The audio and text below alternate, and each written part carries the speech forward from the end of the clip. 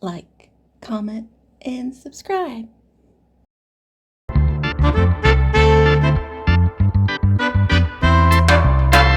Hey, it's Ashley, and I'm back with some more of the Marry My Husband web novel. And we're going to be starting on chapter 101, but a quick recap, because it may have been a while. So, 3 things that happened. 1, Ji-hyuk has been found out that he also came from the future.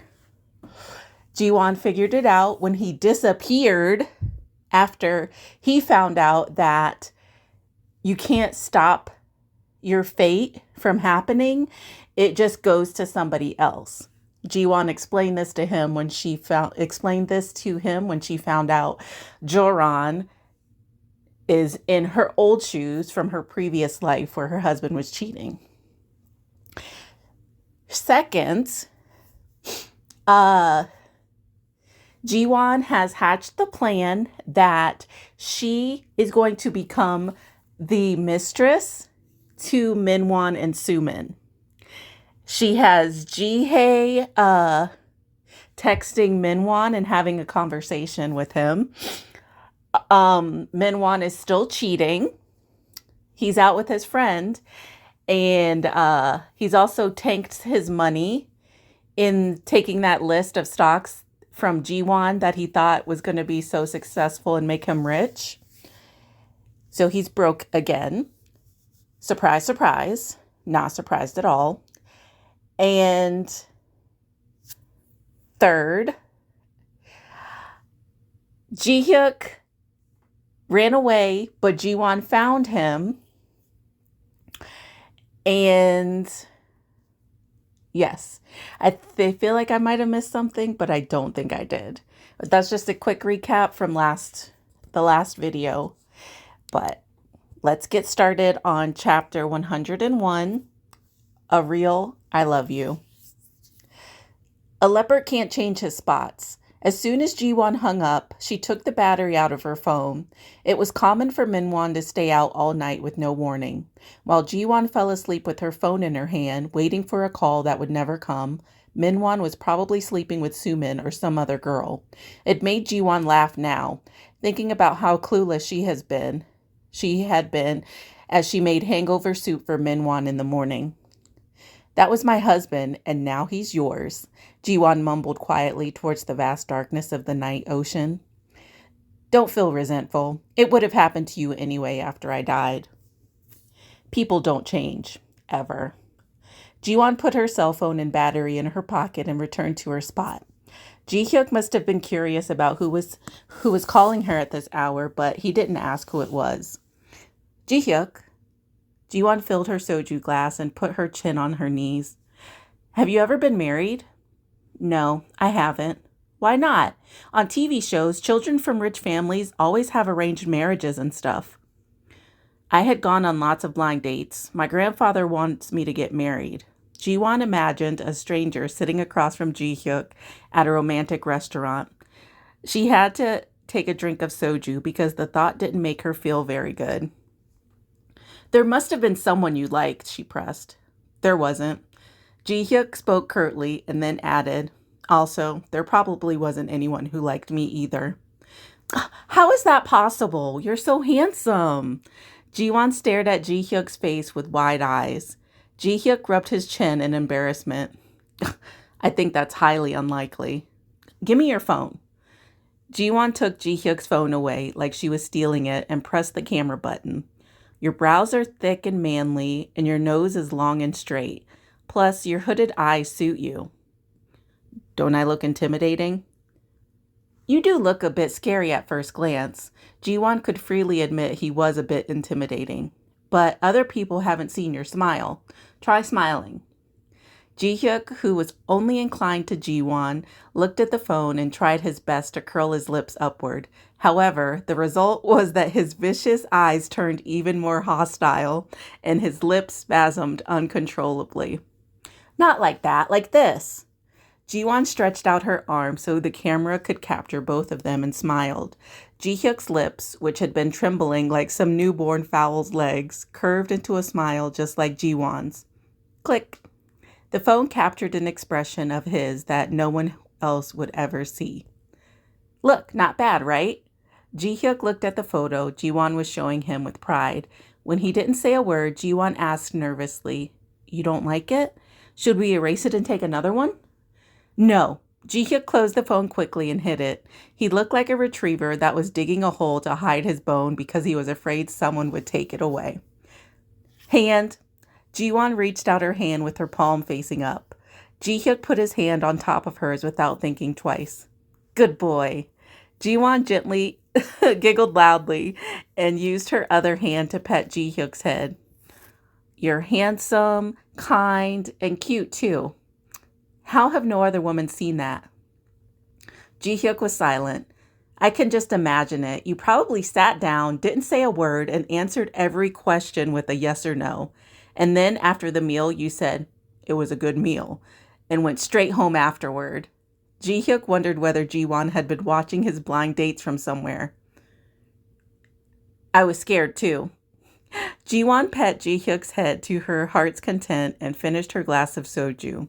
Ji-hyuk finished his glass too and fed Jiwon a piece of mullet. Even in my wildest dreams, I didn't think someone as scary as you could be so cute, Jiwon said. And I never imagined having raw fish and soju while looking at the night ocean with that cutie. I was so scared by your expression when I first started working with you. It felt like my heart shriveled up. Did I look at you with a scary expression? Yes, I trembled all over and dropped my chopsticks. Ji-hyuk soon realized what made Jiwon say that. I wasn't looking at you, Jiwon. Then who was it? Ji-hyuk hesitated for a moment, drinking his soju instead. At the time, Ji-hyuk had been staring at Minwon. That jerk had slid next to Jiwon as soon as she'd sat down and whispered something into her ear, and after that, Jiwon and Minwon had become lovers. Ji-hyuk, who couldn't say a word due to how nervous he was whenever he saw Jiwon, only wished for her happiness. He thought instead of a scary-looking, boring guy like himself, that a friendly, easygoing guy like Minwon might be better for her, even if he was a bit incompetent. It was the biggest mistake and the worst choice Ji-hyuk made in his entire life. So he was good glare. That's why Minwon knew his ass didn't like him. He'd been glaring at him since Jiwon showed up at work. Okay. Huh? A seagull! It's a seagull! Look over here, Ji-hyuk! It's a seagull! Squawk, squawk! He had no idea someone could get drunk this fast. He had never drunk with a woman, just the two of them together anyway. As Ji-hyuk helped Jiwon walk, he wondered how he'd overcome this hardship. It's a seagull, I tell ya, Jiwon babbled. Let me go, Ji-hyuk. I can walk on my own. I don't think you can. Just let me go right now. Hurry. Jiwon eventually broke free from Ji-hyuk and started walking quickly like she was on a runway along the oceanside path. She was a little wobbly, but thankfully she didn't fall. Jiwon even started singing pleasantly. Busan Seagull, did you forget about me? She's a bad singer. Ji-hyuk was delighted to find out something new about Jiwon. Jiwon! Startled by her scream, Ji-hyuk ran over to Jiwon. She grabbed him and smiled sheepishly. Scared ya? Ji-hyuk blinked. I scared you. I was so scared I'm not drunk anymore. Ji-hyuk sighed in relief and crouched down in front of Jiwon. Get on. No, I can walk. Come on, before I carry you myself. Jiwon made a strange noise and got on his back. He could feel Jiwon's heartbeat on his back where they were touching. He didn't mind the smell of alcohol coming from her breath as she leaned on his shoulder. Where are you right now? She said, elongating each word. He even liked the song about seagulls she was muttering as if she was sleep-talking. Ji-hyuk absent-mindedly walked along the beach with Jiwon on his back. When he was in the army, he felt like he was going to die walking around with his gear. But now, he felt like he could walk for 20 hours with Jiwon on his back, even though she was much heavier than the gear. Mr. Department Head. He could hear Jiwon mumbling from behind. Ji-hyuk adjusted Jiwon on his back and answered, I quit that job. And then she must have gone to sleep because Jiwon was suddenly quiet.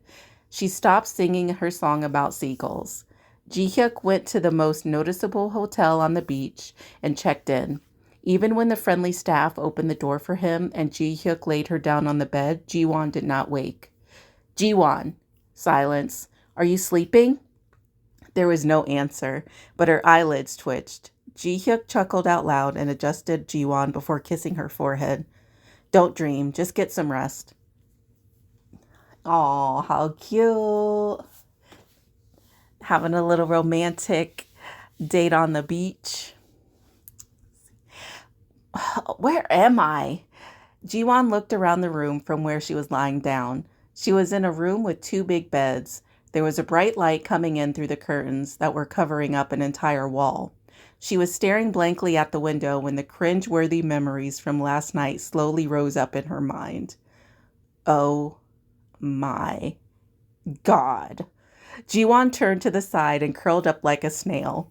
She wanted to disappear from this world. What was up with the seagulls? Why seagulls of all things? And you know you suck at singing. Jiwon stopped groaning when she realized something was off and pulled herself up abruptly. Ji-hyuk? Ji-hyuk was missing. There were 2 beds, but she was the only one lying in one. All at once, Jiwon felt afraid. Ji-hyuk, where are you? He didn't disappear again, did he? Forgetting all about her cringeworthy moment, Jiwon rolled out of bed to look for Ji-hyuk. She opened the door to the bathroom. There was nobody there. Ji-hyuk? Are you awake? The answer came from a completely different direction. Jiwon almost ran into his arms when she saw Ji-hyuk standing there safe and sound. Where were you? In the living room. Ji-hyuk gestured outside of the bedroom with his chin. You slept over there? Yes. Why? Jiwon looked around the large bedroom of the suite room. There were 2 beds, one that looked like 3 to 4 people could lie down in, and one that was a little smaller, and there was no trace of anyone having touched the smaller one. Were you sleeping here? Ji-hyuk replied. But there are 2 beds. You could have been more comfortable here. Huh. Ji-hyuk pushed back his disheveled hair with his hands. A cloud must have covered the sun because the sunlight streaming in between the curtains disappeared and the room darkened. You forget sometimes. Jiwon instinctively backed away when Ji-hyuk took a big step towards her. Ji-hyuk did not let her get any further. He wrapped his arm around her waist and pulled her closer. I'm a red-blooded man, you know. A thick vibration tickled the tip of her ear. Something hard pressed Jiwon around her hips. At first, Jiwon didn't think much of it, assuming it was Ji-hyuk's cell phone in his pocket, but she jumped in surprise when it twitched. I couldn't sleep, even in the living room. I think I took a cold shower at least 3 times, and you were out cold. Well, I had too much to drink, so... Ji-hyuk lowered his head towards Jiwon as she mumbled.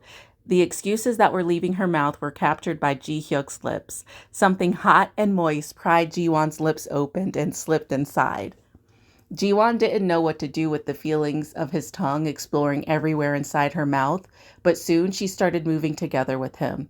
She rose on her tiptoes automatically, wrapping her long arms around Ji-hyuk's neck to pull him closer. Excuse me for a moment, Ji-hyuk whispered while he bit on Jiwon's lower lip. The next thing she knew, the ground moved away from her. Stay still. Her body floated in the air before it landed on the bed as soft as a cloud. Jiwon immediately tried to get up, but lay back down when Ji-hyuk gently pressed her. Their renewed kiss was deeper and hotter than before. His large hands pushed back her disheveled hair and followed her cheeks, down to wrap around her neck.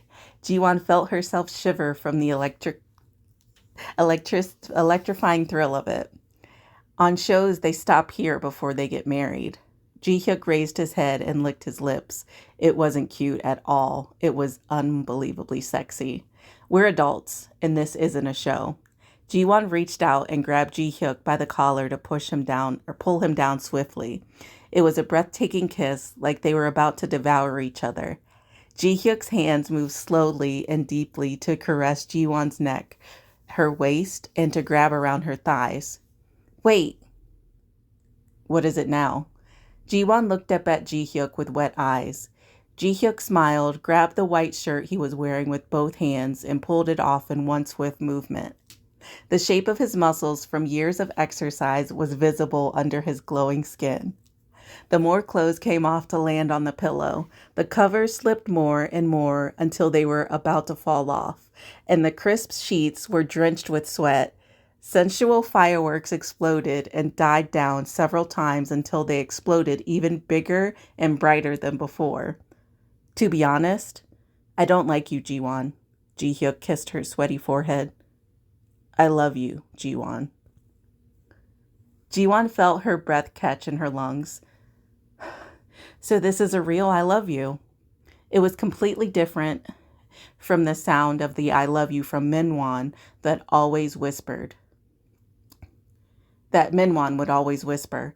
It felt sincere, profound, and slightly unsteady. If she had heard this I love you before, she never would have been fooled by Minwon's. Thank you. She was not confident enough to reciprocate the feelings to him, so Ji-won hugged him tightly with all her strength. Thank you for saying that. I mean it. Ji-hyuk laughed quietly in her ear.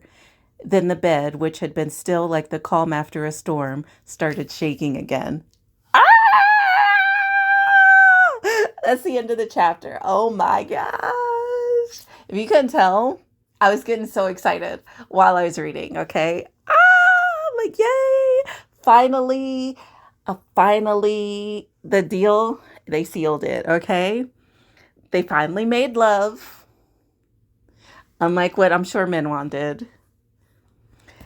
And I'm so happy that it was fireworks, of course. Like, if you have feelings for somebody and you, like,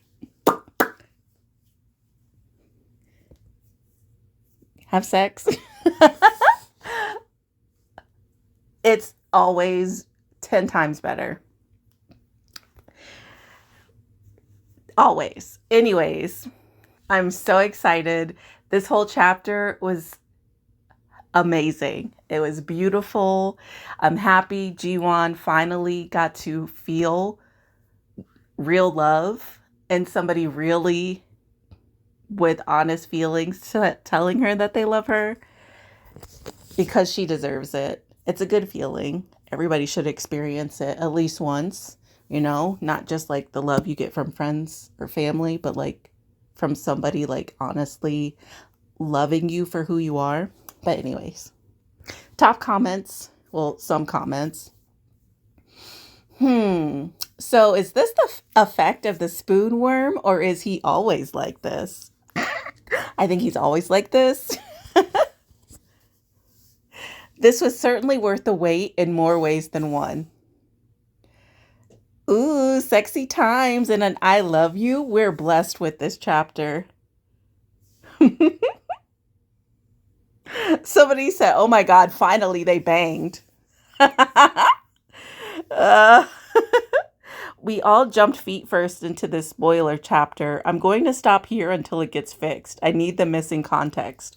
Oh, this was in 2022. Somebody left that comment. Well, I'm happy. Their name is close to mine. It's Amy, A-M-E-E. Awesome. Okay.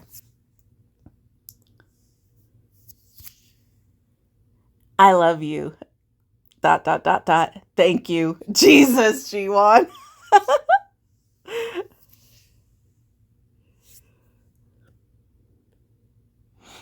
Let's see. All right. So that was the end of chapter 101. And I'll be back with chapter 102, The Return of the King.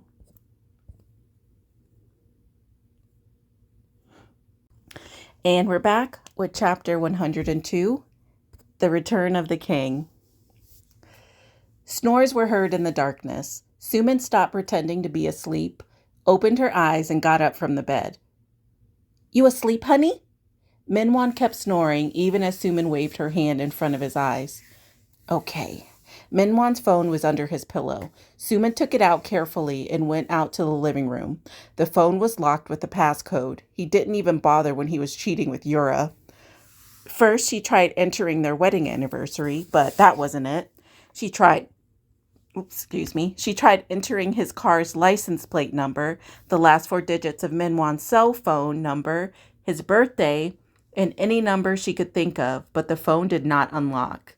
Suman felt discouraged, so she put the phone down for a moment, glaring at the calendar before she remembered something. It can't be. She wished that it wouldn't work, but the phone unlocked when she entered Jiwon's birthday. Suman's rage towards Jiwon surged until it almost turned murderous. If Jiwon had been in front of her at the moment, Suman would have gladly stabbed her to death. Suman bit her already torn up lips again and opened the incoming messages. She didn't even have to search hard for them. There was a message at the very top that was obviously from a woman. Good night, smiley face, sweet dreams. The number was not saved. It's not Jiwon. Ironically enough, she felt a bit relieved. She felt better that it wasn't Jiwon and immediately berated herself for feeling relieved at all. Then why did Jiwon say that shit on the phone last night? Was she trying to pick a fight? Suman put aside her questions for now and wrote down the phone number. Then she quickly put Minwan's phone back where it had been under his pillow. It was time for her to teach this other woman a lesson. What the hell are you doing with Minwan? Do you have a death wish or something? Suman used her own phone to text the number. She wanted to call and cuss this girl out, but she couldn't do that in case Minwan woke up. What a shame. The girl seemed surprised by the message and replied right away. Who are you, and why are you threatening me? Suman snorted. Don't play dumb. You're the one who's cheating with a married man, bitch. Unknown. Who's a married man? Are you talking about Minwan? Suman. Don't say my husband's name like that. The girl did not respond for a while. Suman went to the fridge and gulped down cold water while she waited. Her phone vibrated again. Unknown. I'm sorry, I didn't know he was married. I asked if he had a girlfriend, and he said it has been years since he met someone. Suman thought this rude side chick was lying to try and save herself from the situation. Suman. I can tell you're lying. You think I don't know that you two were together last night? Do you know how many times I called? Unknown. I never actually met Minwan. I texted the wrong number and he kept replying, so we got to know each other. Now that I know he's married, I'll block his number and won't contact him again. I'm sorry, even though I didn't know. Another text came through following the message with the excuse. Unknown. I know it's not my place, but are you okay? It seems like your husband didn't come home last night. Immediately, Suman's head filled with thoughts of Minwan happily cuddled up against Jiwon. She was burning up inside. No matter how much water she drank, she almost wished he was having a relationship with this stranger instead. She would have rathered that than hand him over to Jiwon. Suman took out her anger on this pushover. If you know it's not your place, then shut up. Unknown. I feel bad, and I'm worried as a fellow woman. Did you get any sleep last night? Have you eaten anything?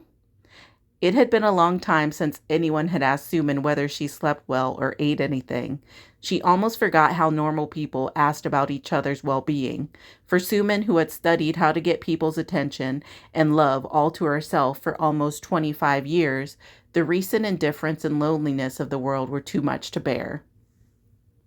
Unknown.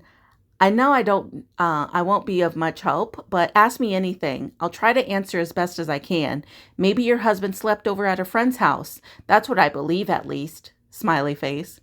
Suman had lost all her friends. The only family she had was a mother who spoke harshly and a husband who was no better than a stranger. She had been dying for attention and gossip, so she found herself pouring her heart out to this girl. Suman, I think my husband is cheating on me with my friend. Unknown. Really? That's wild. What is your friend thinking? If it were me, I'd grab her by the hair and just...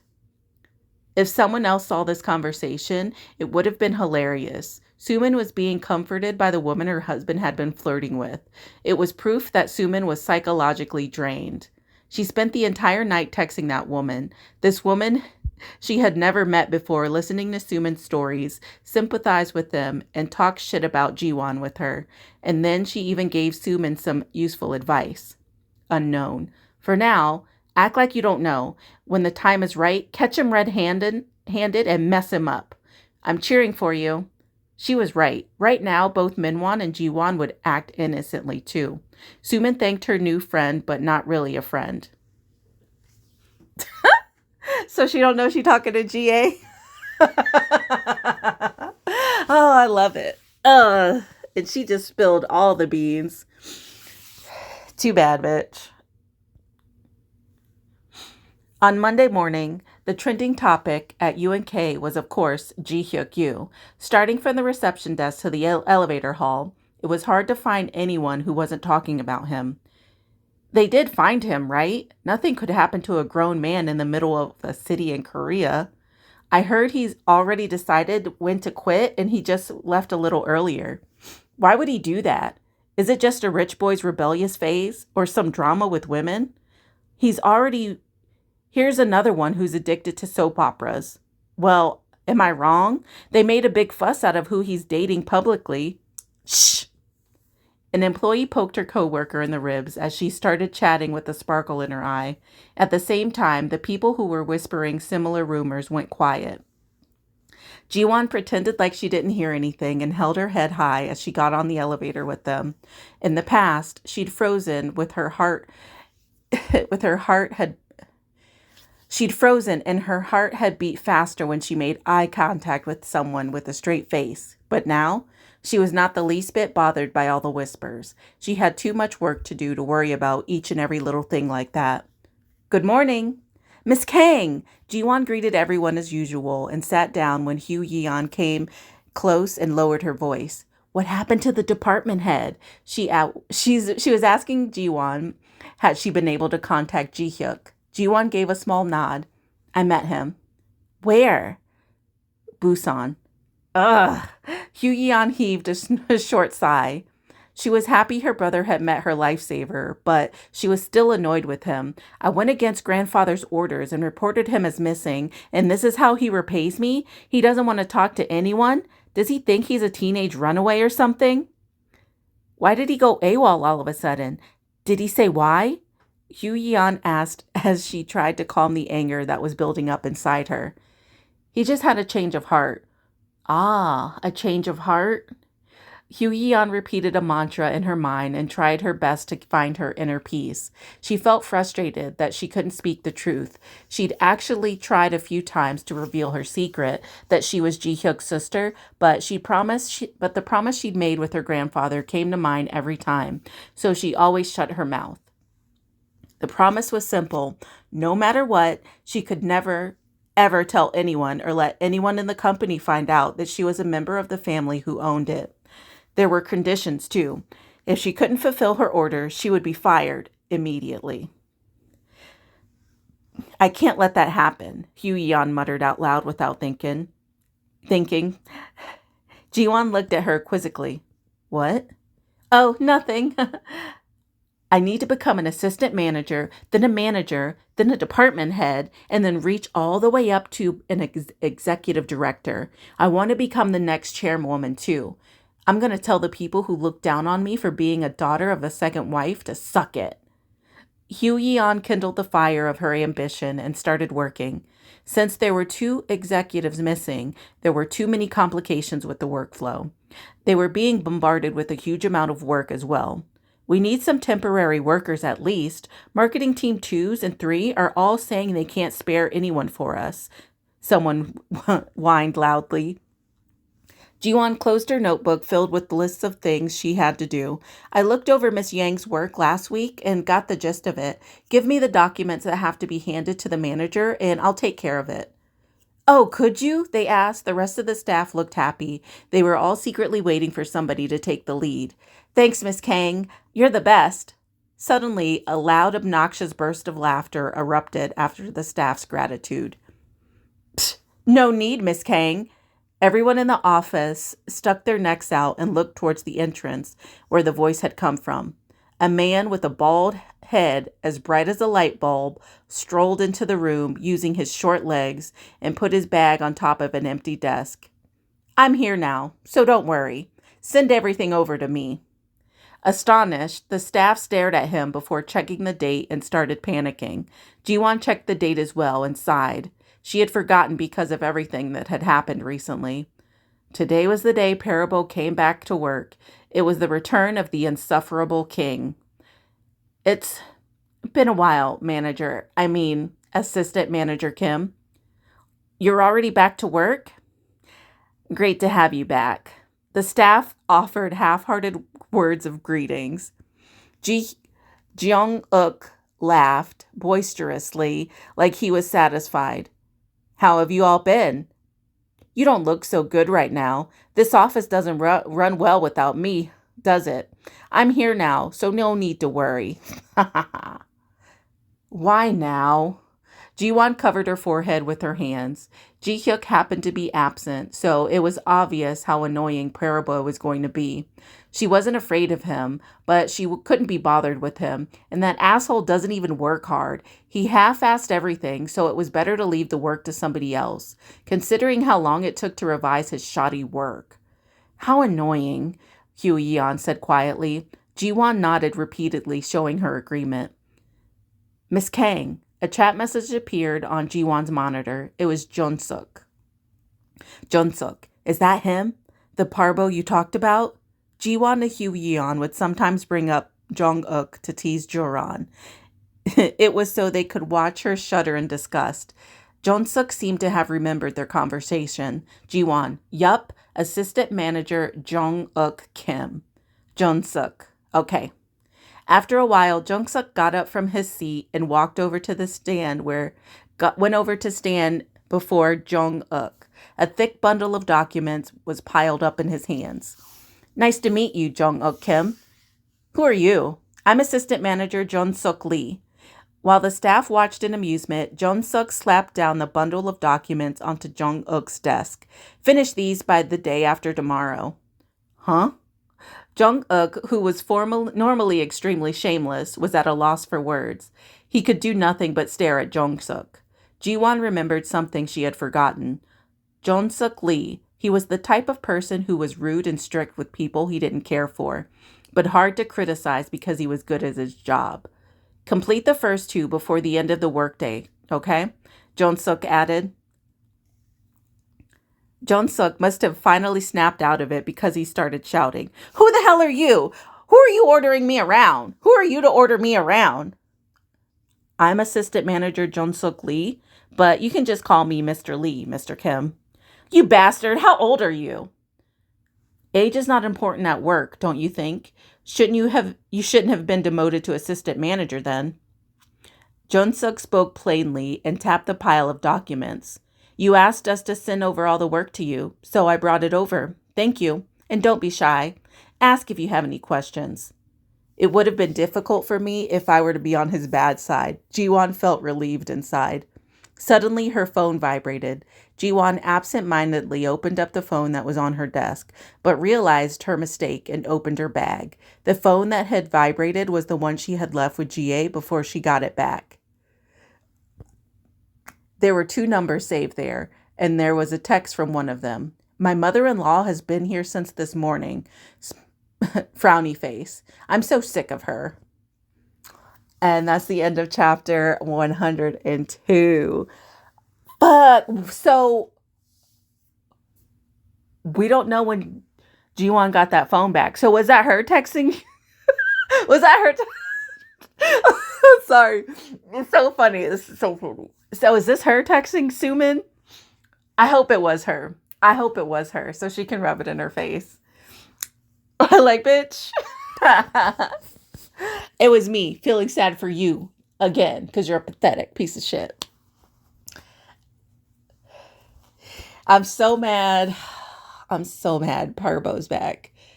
I forgot all about his ass. until they said that. When they said the king returned, I thought it was going to be or Ji Hyuk coming back to work, but it's this motherfucker.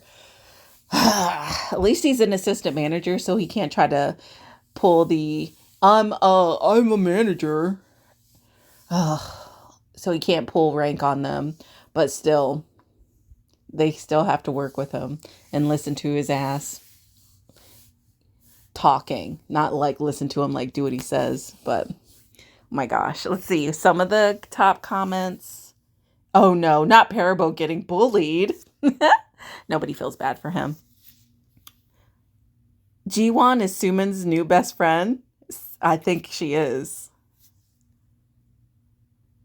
I still don't understand why Parabo wasn't fired. Like, he didn't do any work and was incredibly abusive to Joran. Didn't he also try to hit Jiwon?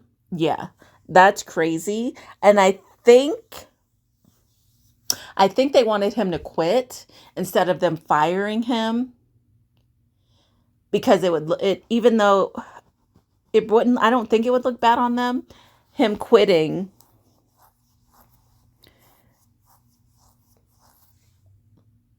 I feel like him quitting would be less of an issue for them.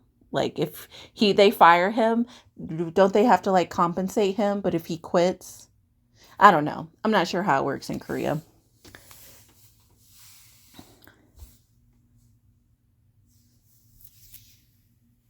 It's a little unrealistic that Jiwon would be able to take on the work of two employees of a higher position than her on top of her own. I don't care how diligent of a worker she is.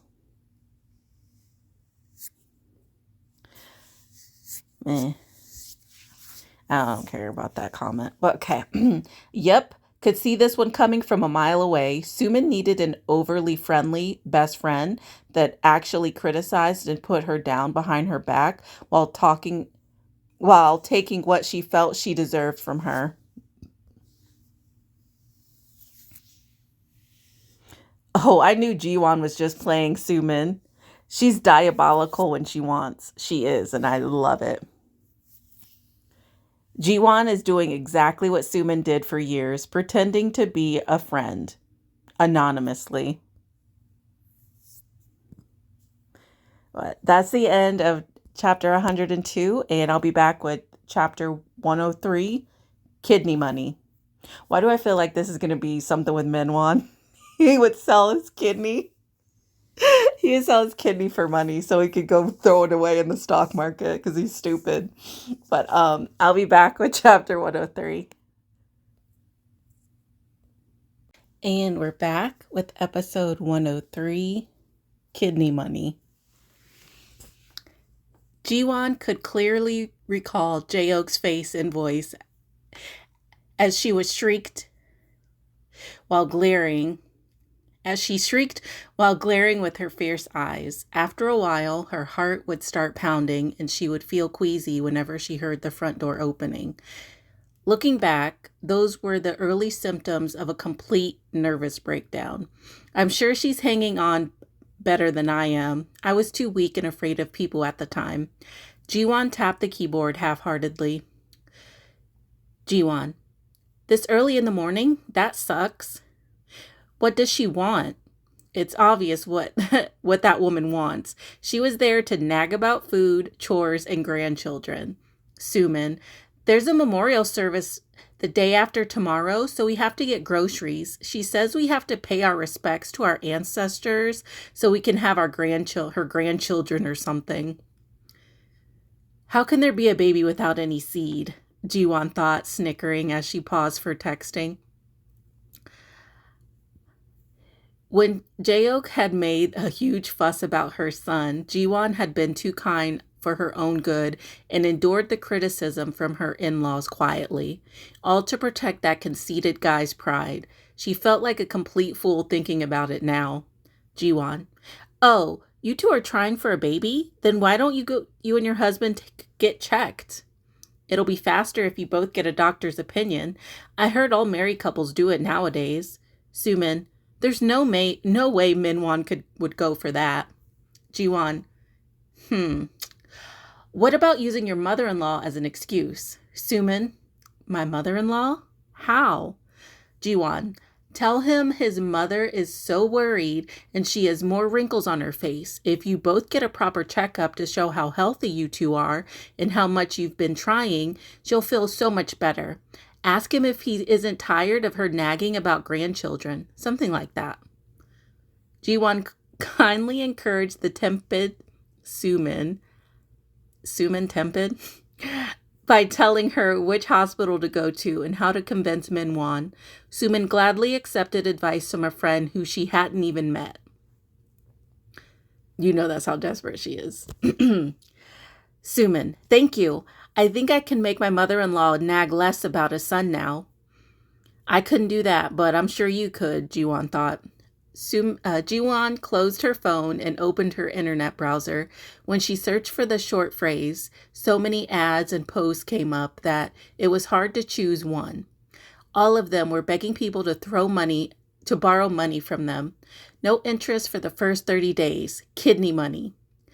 At Hillside Money, no interest for 100 days. No questions asked. Maximum limit of 30 million won. There was nothing that said they could sell your kidneys or bury you for it on a hillside if you didn't pay back the money.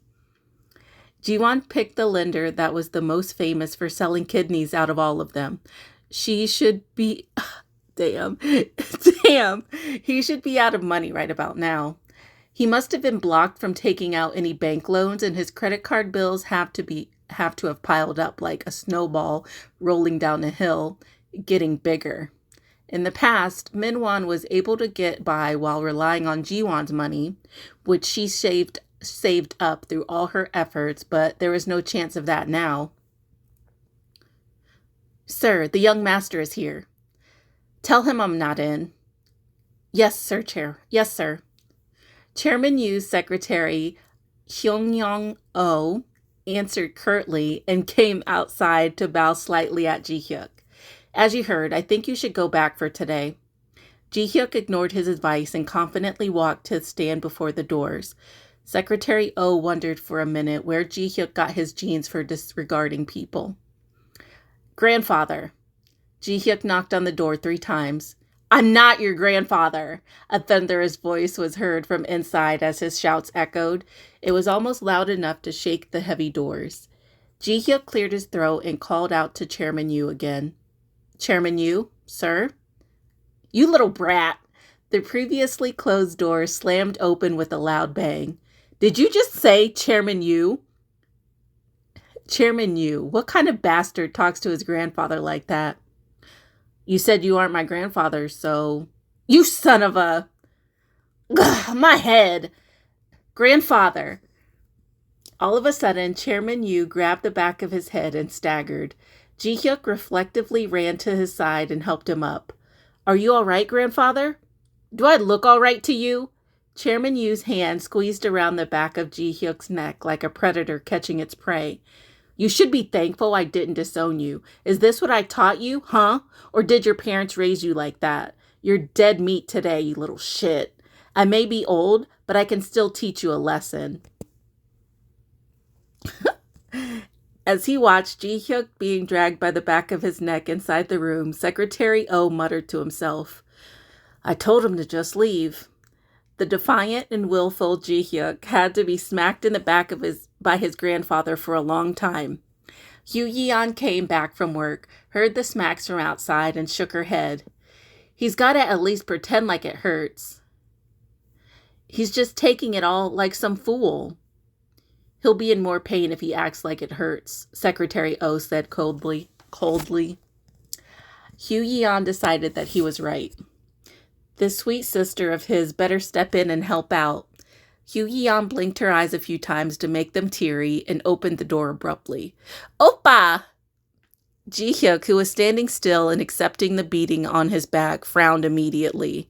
Hugh Yeon ignored his reaction. She ran over to his side and fell over in a mermaid-like pose, as if she were some miserable heroine. Hugh Yeon is a trip. Do you know how worried I was? I thought something had happened to you. Where were you? Look at her. You'll never be half as good as your sister. Chairman Yu used his tongue used his huge, oh my gosh, I said tongue, used his huge, thick hands to smack his grandson's back right in the middle. Where's your sense of responsibility? Didn't you consider what a hard time your coworkers would have because of their boss's sudden absence? There's no way I'm giving you authority over my company. Don't even think about taking over for me. Yay, the company is mine. Hu Yan danced around on the inside, but acted shocked on the outside. That's too cruel, grandfather. What do you mean cruel? He's fired anyway for leaving without notice. Once you're fired, there's no coming back. I came here to talk to you about that. Ji-hyuk spoke calmly. I know you always wanted me to take over the company, but as you saw from this situation, I am not talented enough to lead UNK. I'm sorry. Chairman Yu was about to smack Ji-hyuk again, but paused his movements instead. You don't want anything to do with the company? That's correct. It was a firm answer that required no more questions. Chairman Yu lowered his hand and stepped back to look over his grandson from head to toe. I know you've been hiring thugs and giving them proper jobs. Chairman Yu's voice was calmer and more formal than before.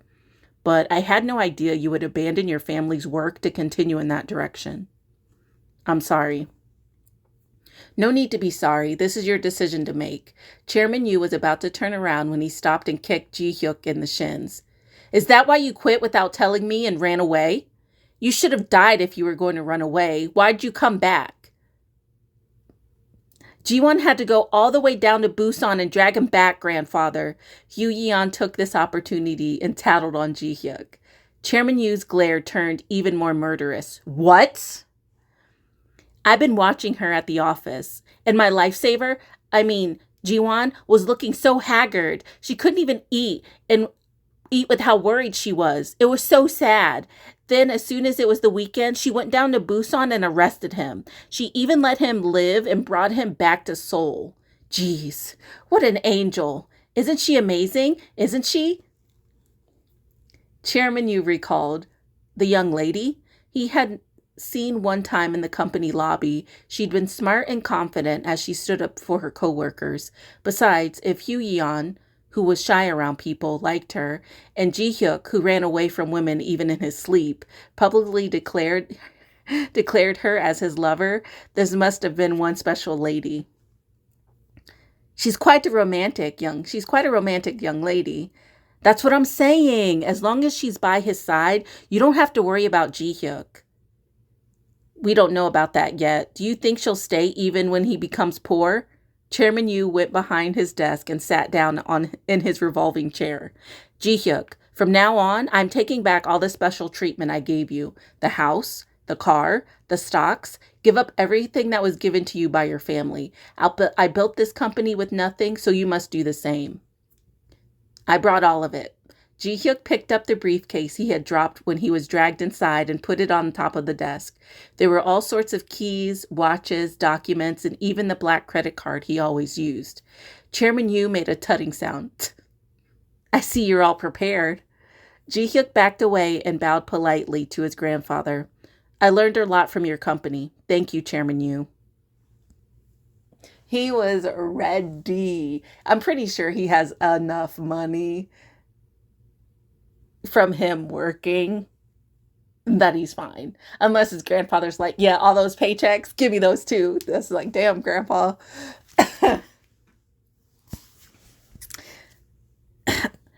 Minwon, the results are ready. Sumin opened the door to the study just a little. Minwon's eyes were still focused on the chart that was going up and down as he answered carelessly. Go get 'em. By myself? Can't you see I'm busy right now? You should go get the results since I took the tests for you.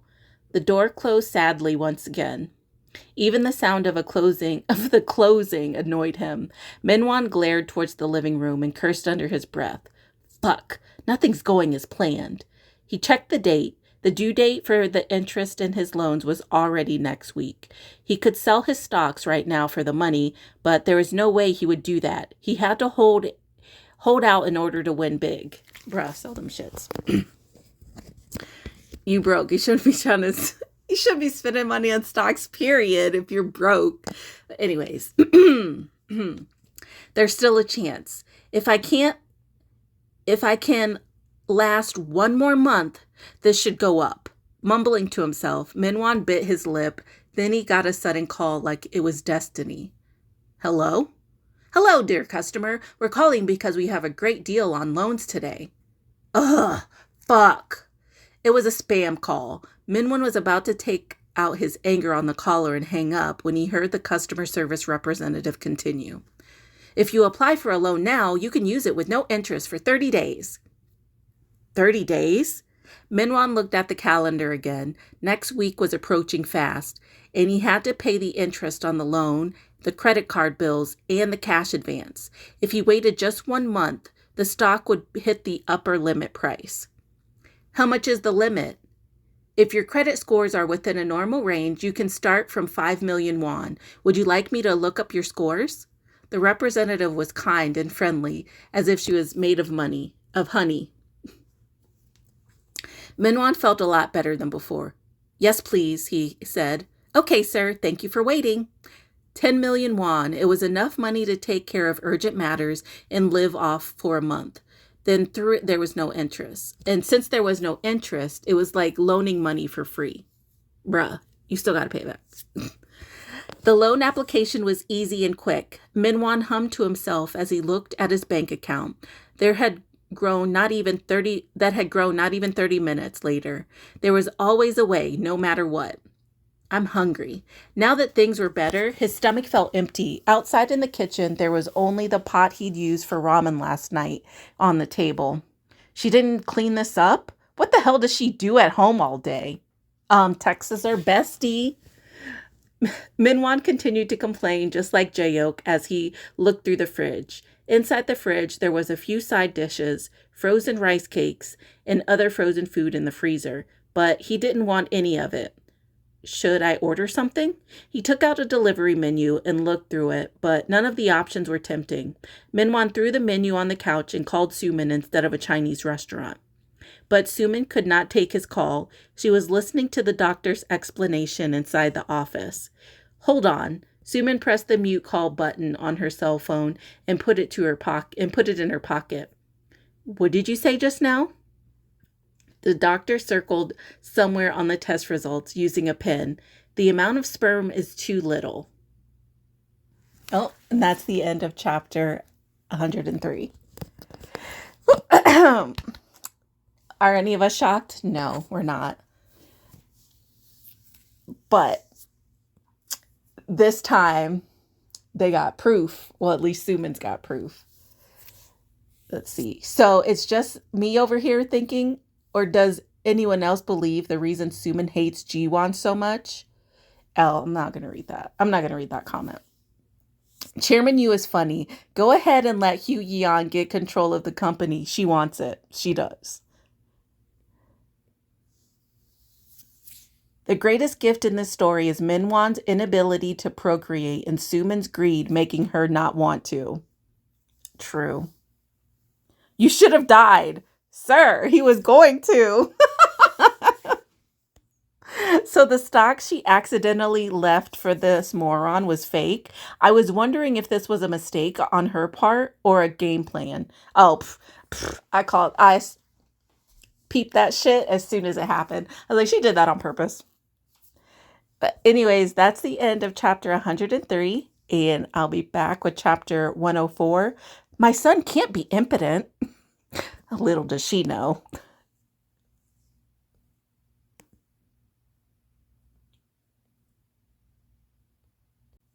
And guess what? We're back with chapter 104. My son can't be impotent. But honey, it sounds like he is. Did you see this number here? It's the amount of sperm in order for conception to occur. There needs to be at least 20 million sperm. Your husband's results show that there's not even 1 million. That means it's commonly known as azoospermia. The doctor said, your husband has non-obstructive azoospermia, to be exact. It was post-testicular azoospermia. He could create a passage and it would be possible to get pregnant. However, with non-obstructive azoospermia, there weren't enough sperm in the first place, so natural conception is close to impossible. Damn. The doctor reported all of this information calmly, even though it was like a death sentence for Minwon's family. Sumin listened to the doctor with her jaw half open. To sum it up, a natural pregnancy was impossible. If they really wanted a baby, they would have to try in vitro fertilization, but even the possibility of that succeeding was low. So, in other words, he's a watermelon without seeds? Sumin asked. That would be the correct expression, I'm sorry. The doctor put the test results in an envelope and handed it to Sumin. He can try taking the test again, but the results won't be that different. His sperm count is so low, it's nearly impossible that it's an error due to stress. According to the doctor, Minwon really had no seed at all. Sumin headed out of the hospital doors with proof of Minwon's condition as a seedless watermelon. The more she thought about it, the more she felt angry and cheated. All this time, she had listened to so much shit about how she couldn't have a son and had to eat nasty herbal medicine, use strange remedies, and participate in other superstitious rituals. And now it turned out that her husband was the problem. I need to call my mother-in-law right now and demand an answer. Just when Sumin was about to take out her phone after making up her mind, there was a call from Jaeok. Is she psychic? Yes, hello? What the hell are you doing? Jaeok started yelling right away. Her voice was so loud, a passerby flinched in surprise, glanced at Sumin, and walked away quickly. What? What do you mean, what? You should be cooking breakfast, not running around out and about. Are you trying to starve your husband? Ugh. It looked like Minwon called to tell his mom that Sumin hadn't served him breakfast in that short amount of time. I was busy. By the way, what was there to make you busy? You don't go to work, you don't take care of the household, and you don't have a son to take care of, Jaeok yelled. Stop your nonsense and come home right now. Your aunties are here, so say hello and take home some side dishes after you make them here. Your father-in-law went fishing and he's coming back tomorrow, so make some sauce for the spicy fish stew we'll be having in the morning. Okay, I'll do that, Sumin answered obediently. I just want to know, did she do all this stuff before Sumin got there? Did she? Or was she just waiting for a daughter-in-law to make her do all this shit? Was that clarified anywhere? Because I feel like it wasn't, and I feel like she didn't. But you never know. She might have. Jaeok closed her phone and picked up her cup of coffee again and took a sip. Jaeok's friend, Jil-sun Kim, who was listening to their conversation with great interest, burst out laughing. You really have your daughter-in-law under your thumb. Good job. Sunok, who was a year younger, started clapping as well. At least your daughter-in-law is obedient and listens to you. You've seen my oldest daughter-in-law, right? She's so disrespectful. Just because she earns a living, she talks back to me all the time. She told me for this coming holiday, she's going to her family's house before ours. Oh my goodness. So what did you tell her? What do you think? I went after her and told her to get a divorce if she's going to act like that. Is that why she went into hiding at her family's house? Yes. Ugh. You've got a good daughter-in-law. I'm telling you, it's better for them to be groveling because they have nothing. It's not like I get anything from her money. They're using it all for themselves. She's taking it all out on me. But she's taking it all out on me. These bitches. All of these bitches are pieces of shit.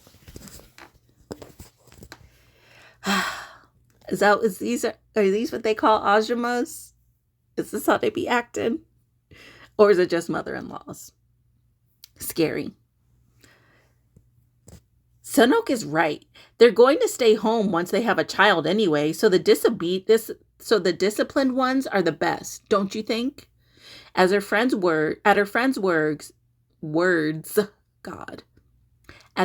words, Jaeok shrugged in agreement, but laminated on the outside. She's staying home even though she can't even get pregnant. There's been no news since she lost the baby last time. Only Minwon and his parents knew that Sumin had never been pregnant in the first place. It was because Cheolhol, who had told them to keep it under wraps since it was too shameful for the family. Jaeok's friends had no idea of the truth as they tutted and reassured Jaeok. Did they not see the news thing? If they seen the news thing, they would have found out this bitch was lying. But they don't seem like they're into that. But anyways, she'll get pregnant soon enough. If it happened once, it can happen again. Did you go to that fortune teller Gilsun talked about last time? I did. I even gave her my daughter-in-law's underwear. That should do it then. I told you. As soon as my eldest got married, I brought that fortune teller my daughter-in-law's underwear, and she had a son right away. Gilsun said, speaking with confidence before taking out her phone to show off her grandson. Her underwear? Oh my God. Anyways, the reason Jaeok was so obsessed with a son was because of her friend's influence. They had all married into similar households. All of them had 2 or 3 sons, and they received money and love for it. Now those sons were married with kids of their own. When Jaeok thought about how she was falling behind, it extremely troubled her. I know. I hope it works this time. You're working so hard. Really. Minwon's kids need to pay their respects to you. As their chatter continued, the door lock opened on the front door. With a smile on her face, Sumin came inside and greeted everyone. Oh, hello. All the aunties are here too. Jaeok wanted to show off that she had her daughter-in-law under her control, so she glared at Sumin on purpose. Why are you so late? It's been forever since I called you, Jaeok snapped. Go wash your hands and take out the ingredients from the fridge to prep them. And don't make a mess like last time. I'm sorry, I'll get to it right away. Sumin left the white envelope she was holding on the dining table and hurried to the kitchen. Sunok, who loved to stick her nose in other people's business, sneakily took it and looked over it. What's this? From the hospital? It has Minwon's name on it. Jaeok was about to go to the kitchen when she heard Minwon's name and came back. What's that? Your daughter-in-law was carrying it. Hey, Sumin. Sumin ran back as soon as she heard Jaeok call for her while wiping her hands on her apron. You called? What's this? Oh, it's Minwon's sperm test results. Remember how the gynecologist said the husband has to get tested too? Well, he got tested. Sumin calmly opened the test results and pointed at the part that the doctor had circled earlier. This number is the number of sperm. There has to be at least 20 million sperm for conception, but Minwon doesn't even have 1 million. Jaeok's eyes blinked rapidly in shock. What do you mean? Are you saying that my Minwon is? He has azoospermia, Sumin said, emphasizing his condition by saying the word clearly. He's not producing any sperm. He's so seedless that the results will be the same even if he takes another test. A hush fell over the living room that had been bustling before. Sunok, who was never good at reading the room, whispered to Gilsun, Azoospermia? Does that mean he has no sperm? He's impotent? Be quiet! Gilsun poked Sunok in her side, but Jaeok had already heard everything. Impotent? How can my only son be impotent? Sumin confirmed her fears to Jaeok with a smile, who was still a statue from the shock. Don't worry about me, Sumin said sweetly. We'll just live by ourselves. Who cares if we can't have kids nowadays, right? Gilsun and Sunok exchanged pointed glances and carefully reached for their bags at the same time. I should get going now, Gilsun said. Yeah, me too. I forgot I had something going on later, Sunok said, laughing nervously. Jaeok did not say goodbye, even as her friends quickly left. She was not in her right mind. As soon as the door closed, Jaeok raised her head and glared at Sumin like she was about to devour her. What the hell did you do? Sumin looked back at Jaeok innocently with wide eyes. Huh? What did I do? What kind of bitch gets her husband's sperm tested and let's say you did. Why did you bring the results here? You told me to come here, Suman replied. I just stopped by on my way home from the hospital. You left it over there so everyone would see. This over there? Furious, Jaeok frantically shook the test results and pointed at Suman. I just left it there just to go to the kitchen since you told me to prep the ingredients. I had no idea your friends would be rude enough to go through someone else's stuff like that. Jaeok slumped back onto the couch, her head spinning. How could my precious son, my tall and handsome son, the apple of my eye, be impotent? She felt like her life was over. She wanted to blame everything in this world. She wanted to blame everything in this world. This is all because we brought you in as a daughter-in-law. Jaeok blamed Suman, who was the easiest prey. They say you need to be careful about what kind of woman you bring to the family. And it's true. If only you had taken good care of your husband by feeding him well, he wouldn't have had this disease. And you dare talk back to your in-laws after all this? Then kick me out. Why don't you kick me out, huh? Suman had nothing to lose anymore, so she yelled back with fury in her eyes. I'll get a divorce. I'll do it. A new daughter-in-law will grow the seed somehow.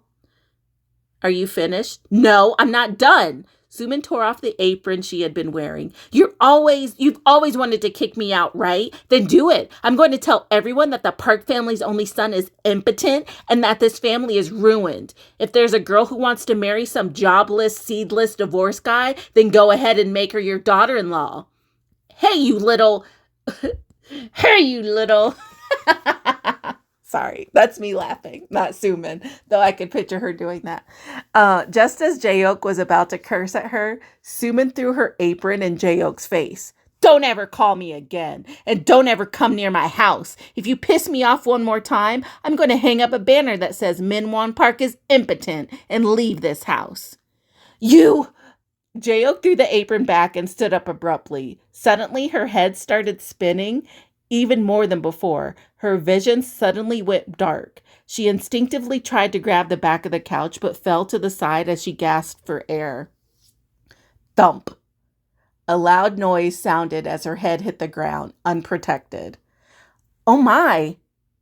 Suman stared at Jaeok, who had collapsed. She moved closer to put her finger under her nose. She could feel a faint inhale and exhale.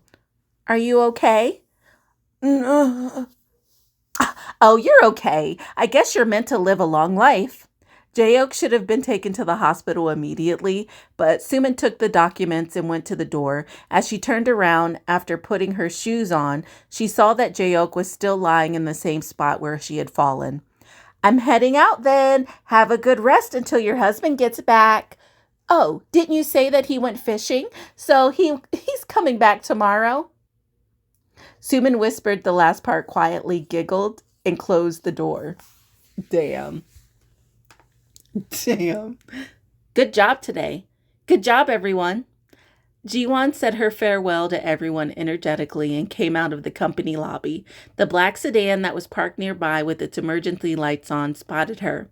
It drove slowly until it stopped in front of her. Recognizing the car, Jiwon looked around and quickly got on the passenger side. Why did you come to the office? She asked. I couldn't help it. I wanted to see you so badly, Ji-hyuk said dryly as he made a U-turn. Jiwon laughed out loud and was about to reach out and touch his hair when she noticed something odd. What happened here? What do you mean? Here, it's red. There was something like red handprints on the back of Ji-hyuk's neck. No, they were definitely handprints. Oh. Did you get in a fight? She asked. No, I didn't. How could someone grab your neck like this? Jiwon had never seen anyone taller than Ji-hyuk in her life. It wasn't just his height. His hands, shoulders, back, and other areas were all huge. Who could grab a man like this, and how? Jiwon was filled with curiosity as her fingers slipped down Ji-hyuk's neck subconsciously. Did that hurt? Sorry. Surprised, Jiwon snatched her hand away. It doesn't hurt, but... Oh God, you scared me. The car stopped at a red light. Ji-hyuk's ears were as red as the stoplight. Jiwon found that fascinating, so she reached out with her thumb and pointer finger pointer finger to rub his ears. Why are you red here now? What did you do today? I went to my grandfather's house. Ji-hyuk took Ji-won's hand with his right hand and placed it on the inside of his thigh. The handprint on my neck is from grandfather. And this? Ji-hyuk pressed down on the back of Ji-won's hand and brought it closer to his thigh. Right here? Ji-won felt something that definitely wasn't a thigh muscle. It was something big and hard, like a lotion bottle that was embarrassing to touch. This is your fault. Ji-won fidgeted to slip her hand from his. The lotion bottle near the inside of Ji-hyuk's thigh grew even bigger. Oh my God. Not a lotion bottle. What do lotion bottles look like in Korea? Okay, I just want to know because that sounds fun.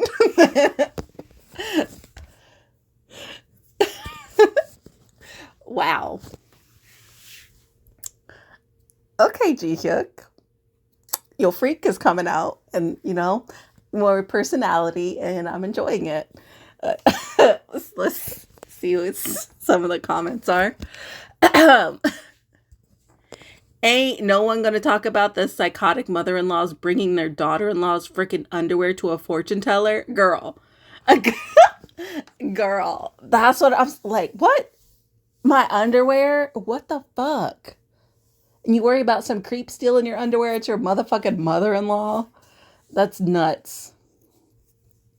Ji-hyuk is so horny for Ji-won and is. If mother-in-law dies, is she replacing Ji-won's death? If so, all that's left is a replacement death for Ji-hyuk. But who? Sumin or Minwon? You know what? That's true. The mother-in-law could take Ji-won's death. I still pick Sumin. The lotion bottle near the inside of Ji-hyuk's thighs grew even bigger. Skull emoji. Nuts. Okay, right? Nuts.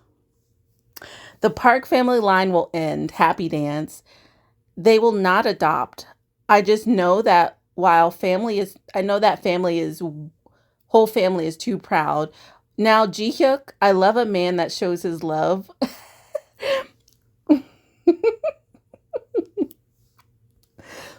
Okay. Wow, Sumin really left her mother-in-law just like that. It's such bad karma at the mother-in-law and what Sumin will receive as well.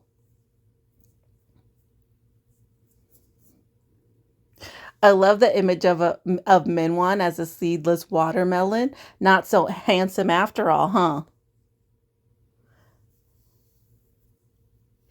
Jaeok was a trash mother-in-law, but holy heck, leaving her to just die like that, Sumin really has no cares to give about a murder, huh? They didn't even care when they murdered Ji-won before. True.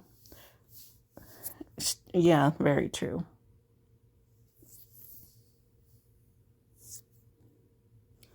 Who said they didn't pick up Ji-won's trash? Jobless, useless, and seedless? Sounds like trash to me.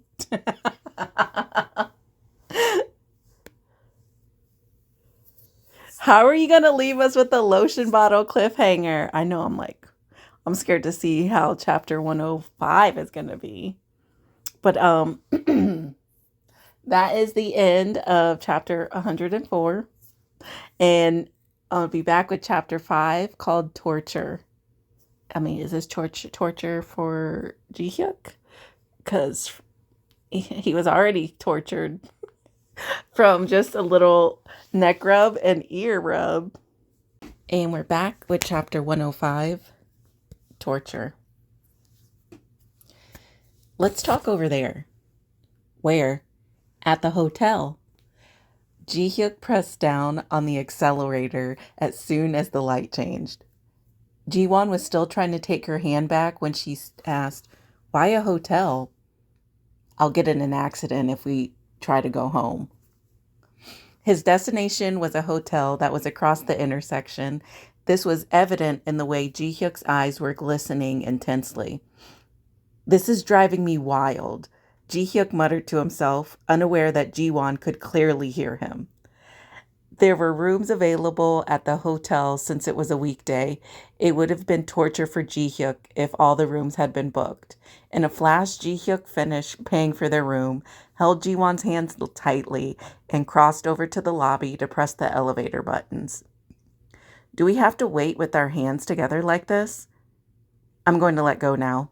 The elevator arrived, and Ji-won understood the meaning behind Ji-hyuk's answer now that they were inside the elevator with glass walls. Ji-hyuk meant that he would only let go of her hand. He used one of his strong arms to wrap around Ji-won's waist. He used his free hand to register the card without even looking, press the button, and wrap his hand around Ji-won's head. Everyone can see us from the outside. Ji-won tried to escape from Ji-hyuk's embrace out of embarrassment. Wait! Ji-hyuk's tongue dove deeper into her lips as if he didn't want them to part for even a second.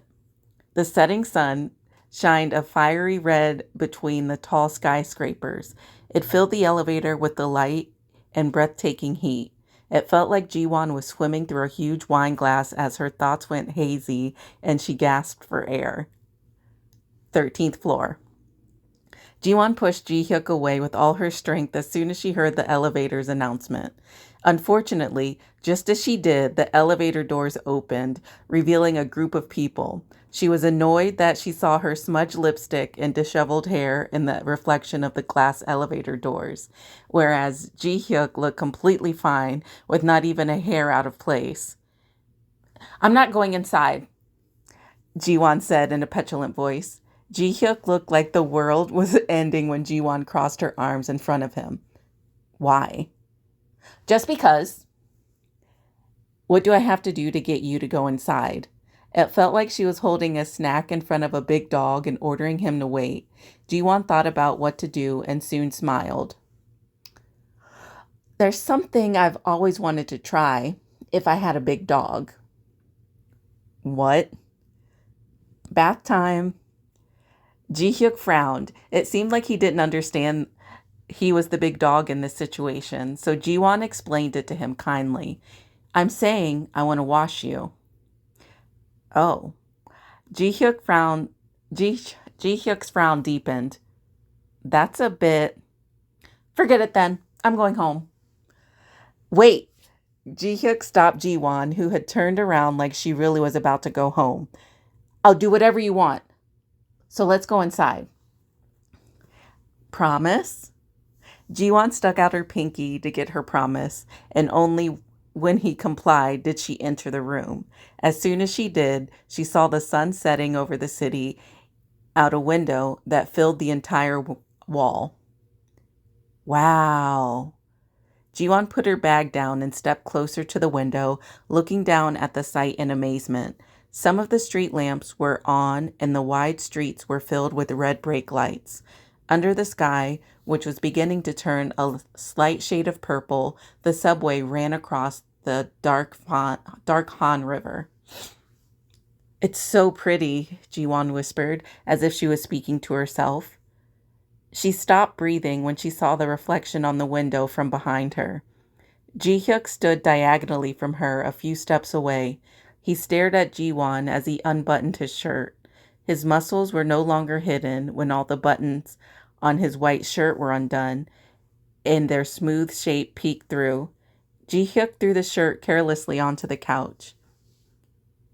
As for the rest, naked from the waist up, Ji-hyuk came over to Ji-won and licked her neck.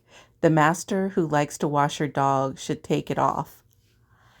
A tickling sensation started from her neck and traveled down her spine, all the way to her toes. Ji-won put both hands on the window to steady herself, but she didn't need to. Ji-hyuk's firm body was wrapped around her from behind in an embrace. Don't touch me like that. Ji-won spoke like she was pleading with him. She shouldn't have worn a thin, smooth satin blouse. The way his hands were touching and squeezing her felt more provocative than if they were on her bare skin. Jiwon tried to keep one hand on the glass window and push him away with the other, but Ji-hyuk easily took that hand and put it on top of his belt buckle. Then take it off, quickly. It wasn't easy to visit one hand behind her. It wasn't easy to twist one hand behind her and unbuckle a man's belt. While Jiwon was struggling with the belt, Ji-hyuk took action by undoing a couple of buttons on her blouse and putting his hand inside. "That's not helping," she protested. "You said you wanted to wash me. You can't even do that."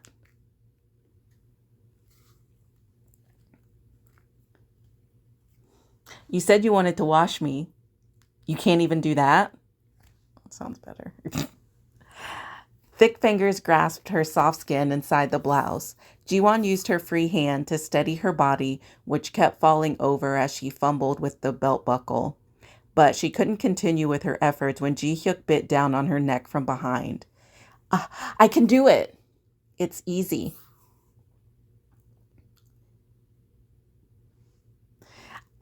I can't do it.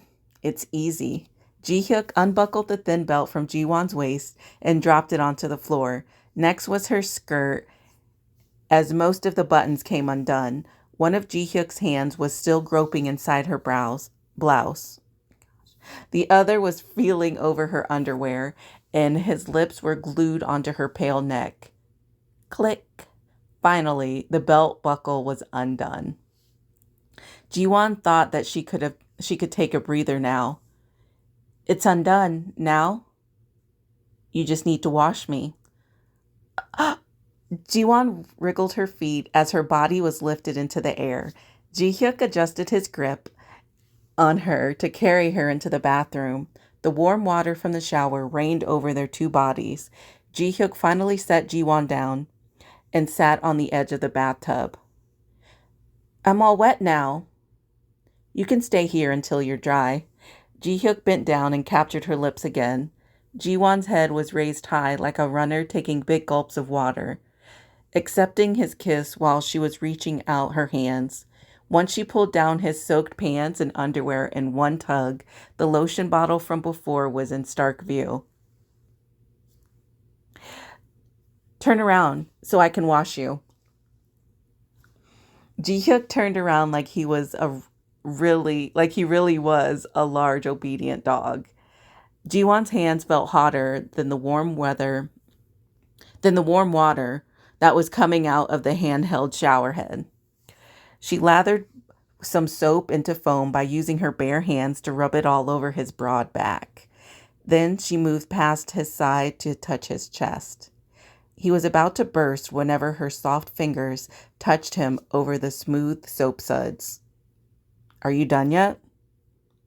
"I didn't wash your hair yet," Jiwon said playfully, pressing down on Ji-hyuk's shoulders. She was as strong as a sparrow landing there, but Ji-hyuk still compliantly sat on the floor of the bathtub and left his hair to her. "Close your eyes and put your head back." Once again, Ji-hyuk did as he was told. Jiwon's hands that were clumsily washing his hair were wholesome, but her feet, which should have stayed still, were anything but. Don't move." Jiwon used her wet feet to press below Ji-hyuk's hips as she spoke in a strict tone. "Are you done yet?" "I don't know." "When did it end before?" Now even her fingers running through his hair felt sensual. Ji-hyuk leaned against the wall of the bathtub and tried to take deep breaths, but he stood up in frustration when Jiwon's naughty feet touched the lotion bottle directly. "We're done." Warm water poured out when the shower handle was turned without warning. Jiwon's body was soaked as the water flowed down Ji-hyuk's body and water came from the shower head. "I think you need to take this off." One by one, Ji-hyuk finished unbuttoning the blouse that was wet and stuck to her skin. There were still faint traces of his handprints from when he had squeezed her smooth skin before. Let's go outside." Jiwon quickly hid her chest with both hands when she realized Ji-hyuk's pupils were dilated. We're going to go outside as well. The water continued to pour down. Ji-hyuk kneeled slowly and took off the last piece of Ji-won's clothing, sliding the skirt down to her ankles. I can't wait anymore. Starting from her round ankle bone, Ji-hyuk's lips traveled up her smooth leg. The sight of his wet hair between her pale thighs was sexy enough to make her heart burst. She felt embarrassed and wanted to hide in a corner, but at the same time, she felt even more aroused. Ji-won grabbed onto the corner of the bathtub with one hand. Ji-hyuk. She felt something inside her belly button bubbling. She had no idea where it was, but it felt ticklish somewhere. As Ji-hyuk kissed, licked, and bit down on her skin lightly, her mind went blank from the sensation. Ji-won buried her fingers into Ji-hyuk's hair without meaning to. Her vision went white and she gasped for breath between parted lips. Before she had a chance to recover, her body was lifted and turned towards the wall. Wait, I can't stand. I'll hold you up. Ji-hyuk buried himself into her from the back, leaving teeth marks on her pale shoulders. So relax, if you don't want to do it, and here again, that is. Ji-won stood on her tiptoes. Her wobbly legs weren't really supporting her body. They were mostly hanging limply. It was like the steam filling the bathroom was evading her mind as everything went blurry and hazy.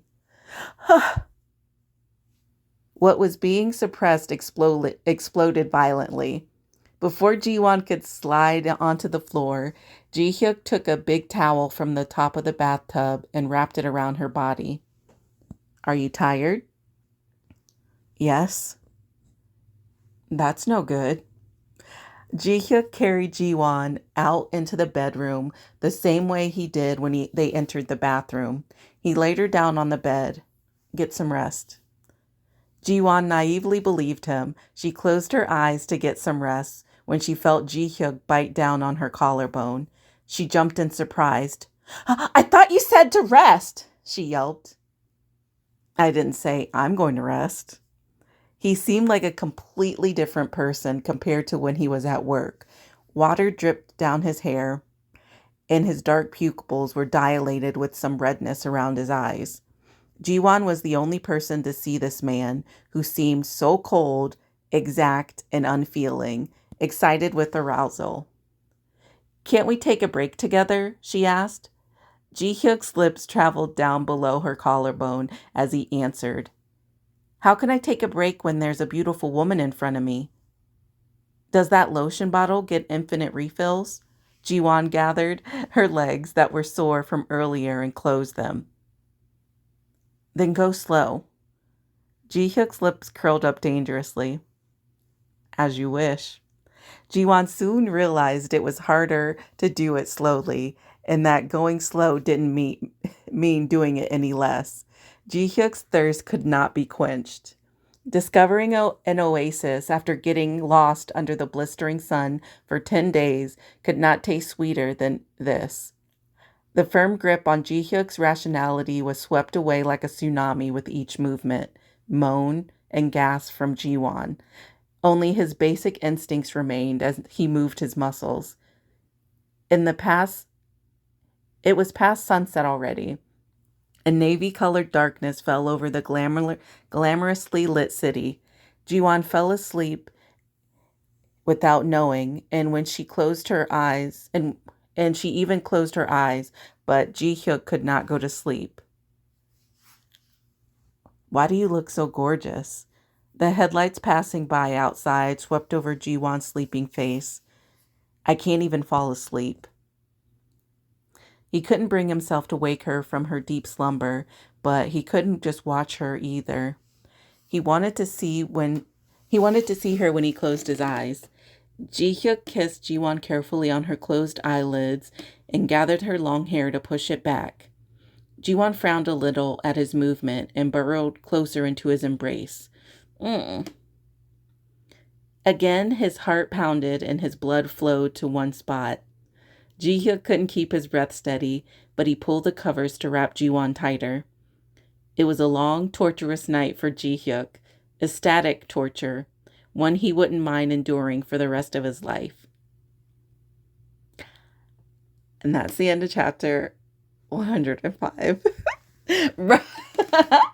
That shit was spicy. I'm sorry for any parts where I messed up. I'm going to try and edit it so it's not that bad, but I hope you don't hear me like with my expressions. Like, I don't know if it'll pick up. But I'm like, oh my God.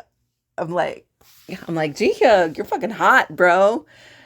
Okay. That is sexy. Okay, let's see what some of the comments are. That's why we didn't get all the chapters on time. The translator must have been too horny from this chapter. I guess this is like when it was getting released. This is from 2002. Or 2022. That warm sashimi must be something. I don't think it's the sashimi anymore. God, I love that man. Who knew Ji-hyuk was such a beast?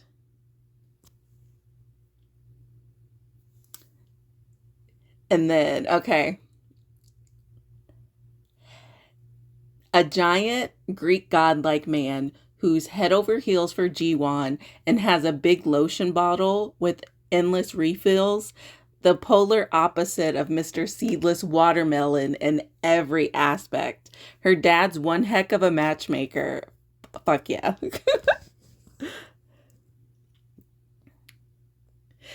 Let's see. God, they are having so much fun. I almost feel jealous. Almost, I was jealous. It was great. Is it torture for us? Why are they not uploading the other episodes? These comments from when it was it completed are fucking hilarious after this chapter. There were other comments in the last video where I guess it didn't get uploaded correctly. But I didn't read. I think I started to read one of them, but I stopped because I'm like, that don't matter. But these ones are funny. But that's the end of chapter 105. Chapter 106 is Raising Ji-hyuk Yu. Are they about to be sex and more? I mean, I'm not mad about it.